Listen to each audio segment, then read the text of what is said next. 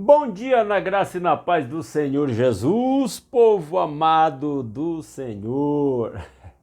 Hoje é terça-feira, dia 28 de outubro de 2025 e cá estamos para começar esta terça-feira alimentando o nosso espírito com a palavra de Deus, dando continuidade à leitura de 2 aos Coríntios, hoje lendo 2 aos Coríntios capítulo 11, eu convido você a abrir a sua Bíblia e acompanhar a leitura da palavra de Deus que diz: Preocupação de Paulo com a fidelidade dos coríntios é o título aqui desse capítulo na minha Bíblia, diz: Espero que vocês suportem um pouco da minha insensatez.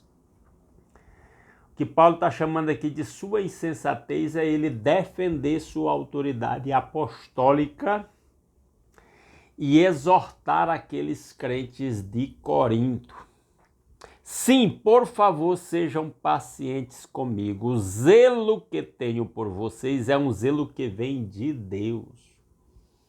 Paulo estava muito comprometido com Cristo e com o seu evangelho e com o zelo da sua palavra. Por isso ele diz: o meu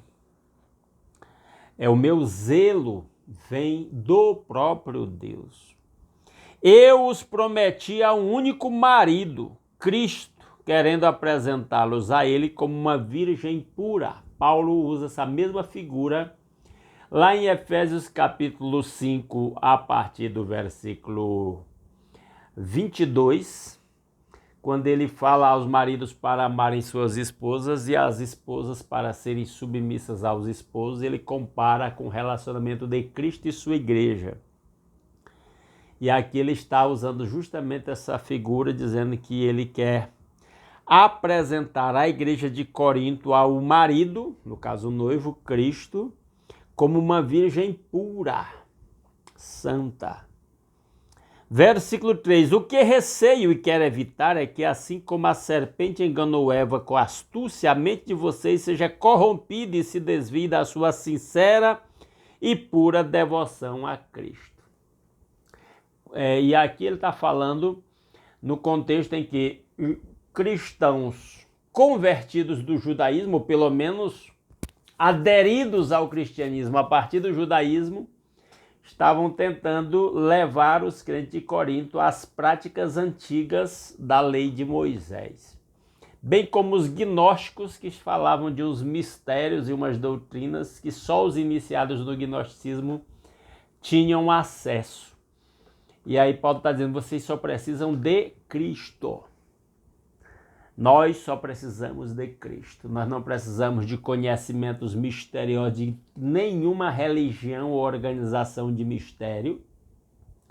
Nós não precisamos de leis, sejam elas quais forem, inclusive de Moisés. Ela serve apenas como uma referência para nós. Ela era uma figura que apontava para Cristo. Então, o que nós precisamos é de Cristo. O cristão precisa de Cristo. Aí ele diz, verso 4. Pois se alguém tem pregado a vocês um Jesus que não é aquele que pregamos, ou se vocês acolhem um espírito diferente do que acolheram, ou um evangelho diferente do que aceitaram, vocês o toleram com facilidade. Ele está reclamando porque o povo havia conhecido o evangelho de Cristo e agora chegava outra gente lá pregando outras coisas e eles estavam com a maior facilidade recebendo aquilo. Hoje não é diferente. De vez em quando vemos um crente cair nesse lado aí, crendo em coisas que não é o evangelho que recebeu. Verso 5. Todavia não me julgo nem um pouco inferior a esses superapóstolos. Tinha um pessoal lá reclamando para ser mais autoridade apostólica do que a de Paulo. Ele diz: eu não me considero inferior a eles. Eu posso não ser, e aí ele continua dizendo, um orador eloquente, contudo tenho conhecimento. De fato, já manifestamos isso a vocês em todo tipo de situação. Então ele diz: eu posso não ser um orador eloquente. Provavelmente aquele pessoal estava lá com uma oratória sofisticada, como muitos estão ainda hoje aí com oratória sofisticada, enganando as pessoas. Versículo 7. Será que cometi algum pecado a humilhar-me a fim de elevá-los, pregando a vocês gratuitamente o evangelho de Deus?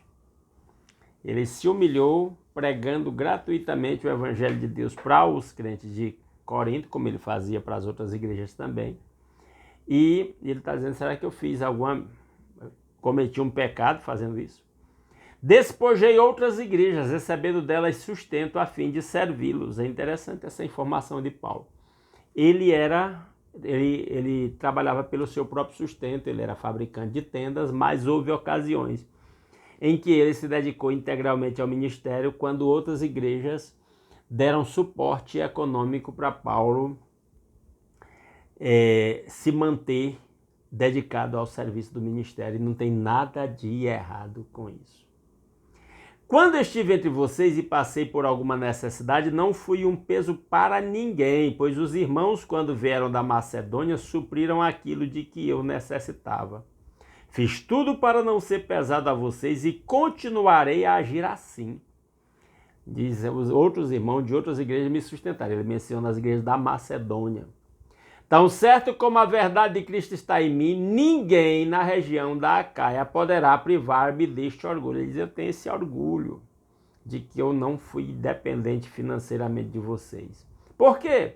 Porque não amo vocês? Deus sabe que eu os amo. E continuarei fazendo o que faço a fim de não dar oportunidade àqueles que desejam encontrar ocasião de serem considerados iguais a nós nas coisas de que se orgulham. Ele diz, eu vou continuar exercendo essa minha liberdade, né, de não dar ocasião para ninguém pegar no meu pé, vamos dizer assim, traduzindo para palavras nossas aqui. Versículo 13, pois tais homens são falsos apóstolos, obreiros enganosos, fingindo-se apóstolos de Cristo. Falsos apóstolos, chegaram lá judaizantes, corrompendo a igreja de Corinto. Paulo está combatendo isso. Isso não é de admirar, pois o próprio Satanás se disfarça de anjo de luz. O próprio diabo se disfarça de anjo de luz e engana muita gente. Ainda hoje é assim. Portanto, não é surpresa que eu e seus servos finjam ser servos da justiça. O fim deles será o que as suas ações merecem. E aí está falando, ele está pegando pesado com esse pessoal que chegou lá em Corinto, colocando em dúvida a autoridade do apóstolo Paulo, questionando a autoridade de Paulo e tentando induzir os crentes de Corinto a outro evangelho lá do gnosticismo e também do judaísmo. Verso 16.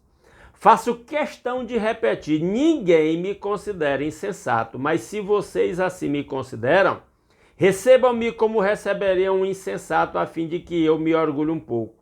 Ao ostentar esse orgulho, não estou falando segundo o Senhor, mas como insensato.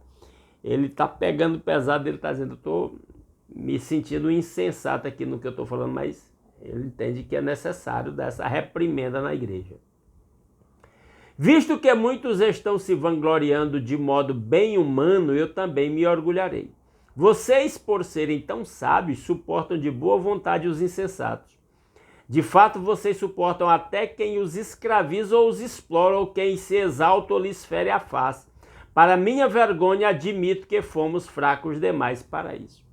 Ele está dizendo, esse pessoal está explorando vocês estão cedendo. É incrível como tem gente das nossas igrejas cedendo a estes apelos de falsos profetas aí, né? Naquilo em que todos os outros se atrevem a gloriar-se, falo como insensato, eu também me atrevo. São eles hebreus? Eu também. São israelitas? Eu também. São descendentes de Abraão? Eu também. São eles servos de Cristo? Estou fora de mim para falar desta forma. Eu ainda mais, trabalhei muito mais, fui encarcerado mais vezes, fui açoitado mais severamente e exposto à morte repetidas vezes. 5 vezes recebi dos judeus 39 açoites. 3 vezes fui golpeado com varas, 1 vez apedrejado, 3 vezes sofri naufrágio. Passei uma noite e um dia exposto à fúria do mar, estive continuamente viajando de uma parte a outra. Enfrentei perigos nos rios, perigos de assaltantes, perigos dos meus compatriotas, perigos dos gentios, perigos na cidade, perigos no deserto, perigos no mar e perigos dos falsos irmãos. Trabalhei arduamente, muitas vezes fiquei sem dormir, passei fome e sede, muitas vezes fiquei em jejum. Suportei frio e nudez, além disso enfrento diariamente uma pressão interior, a saber, a minha preocupação com todas as igrejas. Então Paulo cita todo o sofrimento que ele passou, todo o preço que ele pagou para pregar o evangelho de Cristo como prova da sua autoridade apostólica. Então, a disposição de servir a Cristo e sacrificar pela obra de Cristo é uma prova de quem realmente é autêntico no seu ministério do Evangelho. Verso 29. Quem está fraco que eu não me sinta fraco? Quem não se escandaliza que eu não me queime por dentro? É a preocupação de Paulo com os seus irmãos. Se devo orgulhar-me, que seja nas coisas que mostram a minha fraqueza. O Deus e Pai do Senhor Jesus, que é bendito para sempre, sabe que não estou mentindo. Toma Deus como seu testemunho de que ele está falando a verdade. Em Damasco, o governador nomeado pelo rei Aretas mandou que se vigiasse a cidade para me prender. Mas de uma janela na muralha fui baixado numa cesta e escapei das mãos dele. Então Paulo está falando do seu sofrimento, sua dedicação, seus sacrifícios como prova da sua autoridade apostólica, porque ele faz a obra de Deus com todo o empenho e dedicação, pagando o preço pela sua fidelidade ao Senhor. Que nós tenhamos a sabedoria para perceber quem realmente tem dedicado sua vida para a obra de Deus e para não cair na armadilha de falsos apóstolos, falsos pregadores que vivem aí explorando as pessoas com falso evangelho, enganando os incautos e levando a se afastar da simplicidade do evangelho de Jesus Cristo. E que ele mesmo aplique a sua palavra aos nossos corações. Amém, povo de Deus? Se Deus quiser, amanhã, 5h30 da manhã, a gente volta para continuar a leitura de 2 Coríntios. Já estamos caminhando para o final. Agradeço a participação de todos os meus irmãos. Eu fiquei em possibilidade de mandar o link deste vídeo para os irmãos que eu mandava em lista de transmissão, porque o WhatsApp limitou a quantidade que a gente pode mandar. E também alguns irmãos que recebem o presente diário. Aí eu criei um grupo. Se algum irmão assistir esse vídeo até o final aqui e não está no grupo, você pode deixar um comentário aí pedindo para eu colocar você no grupo do WhatsApp, que aí todo dia você vai receber dentro do grupo a leitura, né, o áudio do presente diário e também o link desta leitura bíblica. Combinado? Aguardo vocês aqui amanhã às 5h30. Desejo uma maravilhosa terça-feira abençoada para todos os meus irmãos.